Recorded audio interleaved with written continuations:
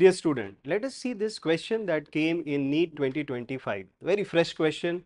What do we have here?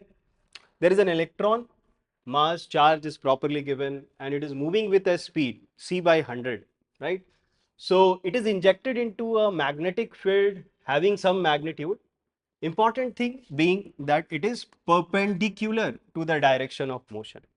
Now, we wish to apply a uniform electric field in the presence of this magnetic field so that the electron does not deflect from its path. So these are the key phrases that you need to focus on.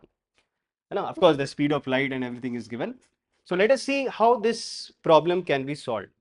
So you might have learned this concept. It is related to crossed electric and magnetic field. There is a concept that the electron or the charged particle pass through undeflected, undeviated if electric field, magnetic field and the velocity of motion are perpendicular to each other, and it satisfies an important condition. The origin of that comes from the magnetic Lorentz force.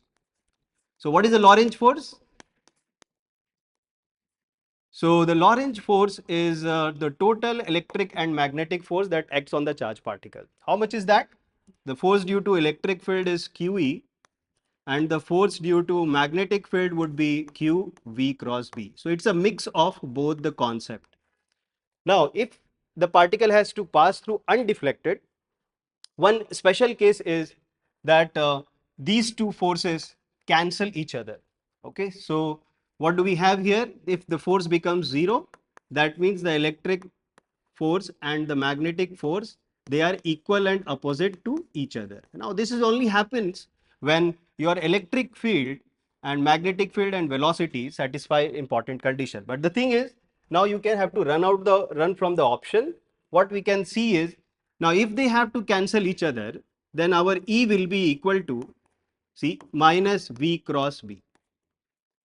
Now this side a vector should be equal to this vector, means now V cross B is a vector which is perpendicular to both V and B.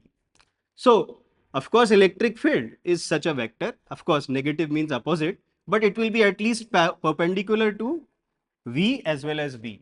So one thing that you can see is there is electric field should be perpendicular to B, electric field should be perpendicular to B, and these two options can be ruled out. The electric field has to be perpendicular to B, right?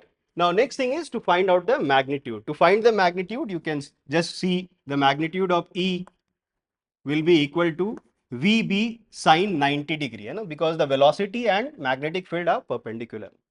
So you will get E is equal to V into B and then quickly calculate. So you'll get C by 100 multiplied by the magnetic field given, which is 9 into 10 to the power minus 4. Sometimes I think in the question paper, they might have missed, but there might be a Tesla in here. So you have to confirm that the units are compatible and then you multiply it. So you'll get 3 into 10 to the power 8. Everything is given in the question. 9 into 10 to the power minus 4. Then 9 into 3, 27. And then you rule out this order of magnitude. So you'll get plus 4, then minus plus 4, and then we have minus 2. 4 minus 2, you will get this answer. Okay, so this is how we can solve this question. So you have to see that what concept it is related to. If you are well prepared, you have to go through this concept. That will make things easier for you, and that's why this question can be considered as one of the easiest question in the exam. Okay, so let us see some other question.